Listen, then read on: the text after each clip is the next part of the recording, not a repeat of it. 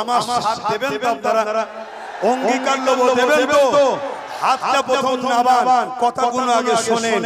মসজিদ, মাদ্রাসা, কবরস্থান, ঈদগাহ, খানকা এটা আমার ধর্মের সম্পদ না, ধর্মের নয়। সেটা তো অনেক কিছু বোঝা যায়।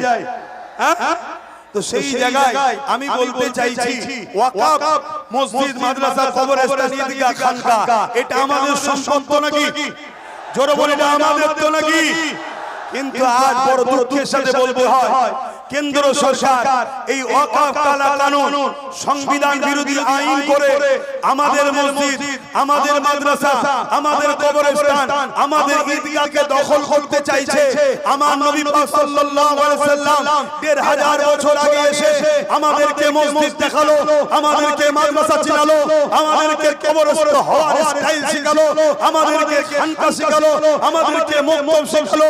সেই দিনের অস্তিত্ব, সেই দিনের পহচান কেন্দ্র সরকার মিটিয়ে দেবে বলছে। নবীর আগমনের দিনে আজকে নবীর গোলামদের কাছে আমি জানতে চাই, আমরা বুকে তাজা খুন দিয়ে হলো কেন্দ্র সরকারের এই সংবিধান বিরোধী কালা কানুনের বিরুদ্ধে আমরা লড়াই করতে রাজি আছি না? আর বলুন, এই লড়াই আমাদের হবে, এই লড়াই আমাদের হবে। আমি যেই জায়গায় কিচ্ছু অবরোধ আর আমি টেনে লিখছি তো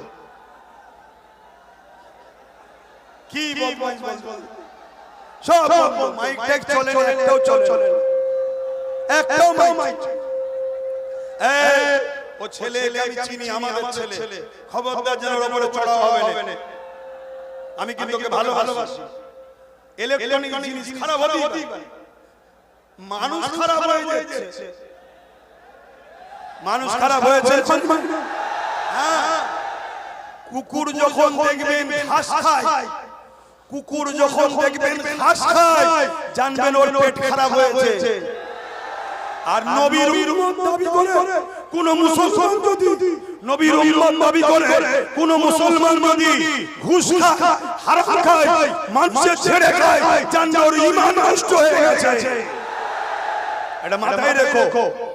তো ভাইরা আমার, কেন্দ্র সরকার তাই আজকে ক্ষমতার জোরে ওয়াকফ বিরোধী কালা কানুন তৈরি করছে, তার বিরুদ্ধে আমাদের লড়াই চলবে। ঠিক না বেঠিক? এই জোরে বলুন ঠিক না বেঠিক? এই লড়াই পুরো দেশে হচ্ছে, বাংলাতেও হবে না? জোরে বলুন হবে না?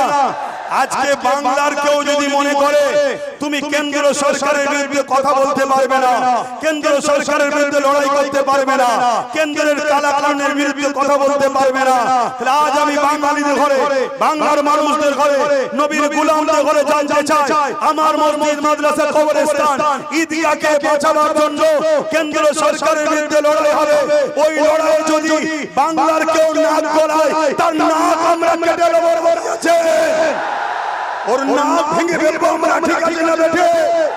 ও যা মনে করুক, ও যদি মনে করে আমার হাতে ক্ষমতা আছে, আমি করতে দেবো না, আমার দাদার বিরুদ্ধে লড়তে দেবো না, তাহলে বোনকেও জানিয়ে নি তোমার দাদাকে আমার বিরুদ্ধে লড়বো, তোমার বিরুদ্ধে আমরা লড়তে রাজি আছি। ঠিক না বেঠে? কেন এটা আমাদের ঈমানের মামলা। ঠিক না বেঠিক গো? আজ আমি আপনাদেরকে বলি, এখান থেকে একটা সাক্ষী দিন, আগামী দিন বর্ষা কেটে যাওয়ার পর আমার প্রসেসিং চলবে। আমি কলকাতার ব্রিগেডে একটা ওয়াকফ বাঁচাও, দেশ বাঁচাও, মানুষের অধিকার ফিরিয়ে দাও, এই বিশাল একটা আন্দোলনের ডাক দেবো। আপনারা কি কাঠের পয়সা খরচ করে ওয়াকফের জন্য, দেশের জন্য যেতে রাজি আছেন? হাত তুলে রাখবেন, হাত তুলে রাখবেন, হাত তুলে রাখবেন। রাজি আছেন? ধোকা দেবেন না তো? গাছ নামিয়ে গাছে তুলে মই করে নেবেন না তো? যাবেন আপনারা? হাত নামান। মনে রাখবেন, আপনারা যদি নাও যান, আন্দোলন তো আন্দোলনই হবে, কিন্তু মনে রাখবেন আপনারা গেলে লক্ষ লক্ষ লোক যেখানে বাড়বে, আন্দোলনের চাপ সেখানে বাড়বে। বাংলায় যদি আন্দোলনের প্রভাব বাড়ে, এর প্রভাবটা দিল্লি গিয়ে পড়বে। মাথা যত বাড়বে, ভিড় যত বাড়বে, প্রভাবটা দিল্লি গিয়ে পড়বে। যেমন কৃষকদের বিরুদ্ধে আইন হয়েছিল, কৃষকরা আন্দোলন করেছিল, কেন্দ্র সরকার আইন উল্টো করে নিতে বাধ্য হয়েছে, আইন বাতিল করতে বাধ্য হয়েছে। আমরাও যদি আন্দোলনকে বাড়াই, আন্দোলনের তাপমাত্রা বাড়াই, মাথা বাড়াই, ভিড় বাড়াই, তাহলে আমাদেরও ওয়াকফের কালা কানুন যে করেছে, এই কানুন, এই আইন কেন্দ্র সরকার ফিরিয়ে নিতে বাধ্য হবে। মনে রাখবেন, কিয়ামতের দিনে আল্লাহর ঘরের জন্য, দ্বীনের জন্য, মসজিদ মাদ্রাসার জন্য আমাদের এই লড়াই আমাদের নাজাতের ওসিলা হতে পারে। জোরে বলুন সুবহানাল্লাহ, আরো জোরে বলুন সুবহানাল্লাহ।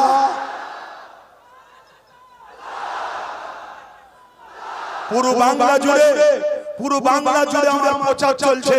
আমার টার্গেট 25 থেকে 30 লক্ষ লোকের একটা জমায়েত হবে। রাজি আছেন তো নাকি? কেন আমরা জানি 26শে জানুয়ারি আমার দেশের পাওয়ার দেখানো হয়, তাই তো নাকি? দেখানো দরকার আছে না নাই? কারো কোনো প্রতিবেশী দেশে যদি চুলকোনা হয়, আমরাও দেখিয়ে দিই, চুলকোনা মিটিয়ে দেবো, আমরা রেডি আছি। ঠিক না বেঠিক? ঠিক তেমনই দেশের মধ্যে যারা বলছে আমাদেরকে তাড়িয়ে দেবো, আমাদেরকে এই করব ওই করব, আমাদেরও একবার পাওয়ার দেখানো দরকার আছে না না? অতএব 25-30 লক্ষ যুবকের একটা ভিড় হবে, সেখান থেকে আওয়াজ উঠবে, কারো দয়াতে আমরা নাই, দেশ আমাদের ছিল, আছে, থাকবে। এই দেশে সবারটা সবার থাকবে। অন্য কারোর উপরে জুলুম করলেও আমরা মজলুমের পাশে দাঁড়িয়ে জালিমদের বিরুদ্ধে লড়বো। ঠিক তেমনি আমার মসজিদ মাদ্রাসা, আমার ওয়াকফের বিরুদ্ধে কেউ যদি আওয়াজ তোলে, আমরা তাদেরও বিরুদ্ধে আওয়াজ তুলবো, লড়াই করবো। ঠিক না বেঠিক? প্রয়োজন যদি হয় মনে রাখবে।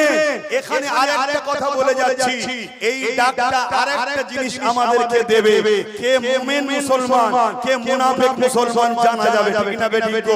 আমি যাচ্ছি মসজিদ বাঁচাতে, আর আমার এলাকার কোন মুসলিম নেতা যদি বলে গেলে ঠ্যাং ভেঙে দেবো, জানতে হবে মুসলিম সুরাতে বেঈমান। ঠিক না বেঠিক? অতএব ওই গাদ্দারগুলোকে চিনে রাখতে হবে, ওই গাদ্দারগুলোকে চিনে রাখতে হবে। সময় আল্লাহ যেদিন দেবে, সাহাবাদের সুন্নাত পালন আমরা করব। ঠিক না বেঠে? আরো জোরে বলুন, ঠিক না বেঠে?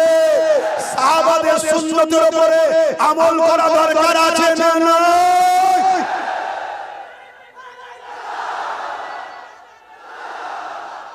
আসেন, আর কথা নয়, অনেক কষ্ট আপনাদের হচ্ছে। আপনাদের যদি নাও হয়, আমি তো ভিজে যাচ্ছি, আর এর অবস্থা ভালো নয়। তো যাই হোক, আসেন আমাকে একটু সালাম পড়িয়ে একটু দোয়া করব। ইয়া নবী সালাম, ইয়া রাসূল, ইয়া হাবিব,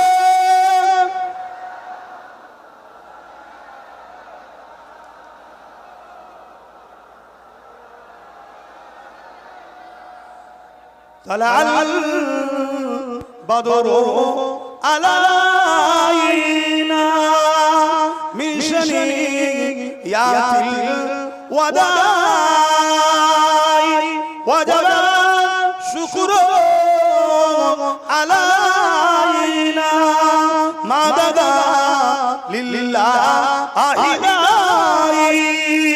يا نبي سلام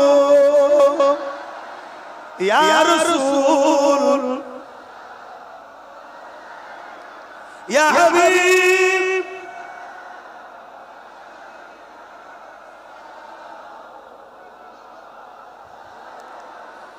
কঠিন হাসরের দিনে কি আছে মোদের কপালে, গুনাহগার উম্মাহ আতো আপনার লইবেন সঙ্গে মাহশরে।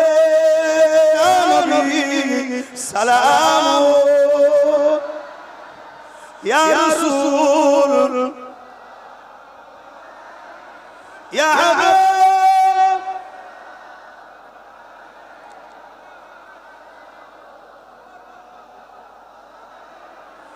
জিবরাইল দিলে এই যে আওয়াজ, খুলে দাও আসমানের দূত এসেছে নবী ঈদের সরদার করিতে আল্লাহ আরো দিদার নবী সালাম ইয়া রাসূল ইয়া হাবিব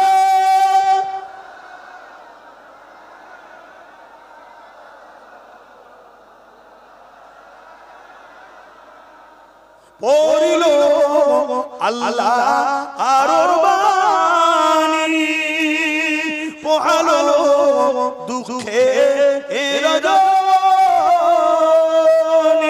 হইল জগৎ অনুরানী আমিনার নয়নের মনি আলাইহি সালাম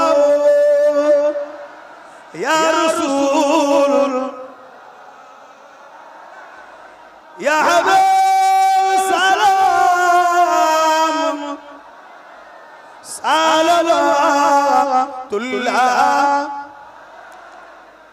মাশাআল্লাহ দাঁড়িয়ে দোয়া হবে এখানে বসার জায়গা নেই কত বুঝে আরো ঝুঁকে উপরে বসা তো যাই হোক আলহামদুলিল্লাহ ফুরফুরা শরীফ আহলে সুন্নাত ওয়াল জামাত এটা একটা অরাজনৈতিক ধর্মীয় সেবামূলক সংগঠন কথা শুনছেন নাকি প্রত্যেকটা মানুষের ধর্ম যার যার পছন্দ কথাগুলো মন দিয়ে শুনেন আর 5টা মিনিট লোক অসুবিধা হচ্ছে প্রত্যেকটা মানুষের ধর্ম যার ধর্ম তার কাছে পছন্দ কিন্তু দেশটা আমাদের সবার ঠিক না ঠিক হ্যাঁ অতএব যার ধর্ম সে করবে তার পছন্দ তার কাছে কিন্তু দিনের শেষে আমরা সবাই ভারতীয় আমরা সবাই দেশবাসী ভাই ভাই ভাই বোন আমরা সবাই দেশের জন্য ঐক্যবদ্ধ একত্রিত হয়ে চলবো এই আদর্শ আমার নবী মুহাম্মদ সাল্লাল্লাহু আমাদেরকে শিখিয়েছে তো আসুন দোয়া চাওয়ার আগে আমি আপনাদের ঘরে নিয়ে হুজুরের মাওলুদের মাসে